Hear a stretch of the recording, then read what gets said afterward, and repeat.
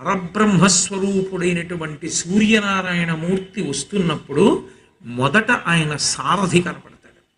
ఆయన సారథికి అరుణుడు అని పేరు. అరుణోదయము అంటారు. ముందు సారథి కనపడతాడు. అదే ఎర్రటి కాంతి, బింబం ఎర్రగా వస్తుంది.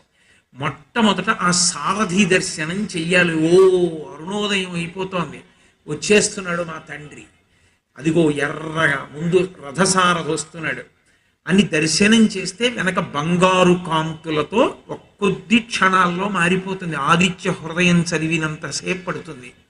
పట్టి బంగారు కాంతుల్లోకి వస్తాడు. అప్పుడు పరమేశ్వరుడు జ్యోతి రూపుడై వస్తున్నాడు అని గుర్తు. నమ పూర్వాయ గిరయే పశ్చిమే గిరయే నమ, జ్యోతిర్గణానాం పతయే దినాధిపతయే నమ, జయాయ జయభద్రాయ హర్యశ్వాయ నమో నమ, నమ ఉగ్రాయ వీరాయ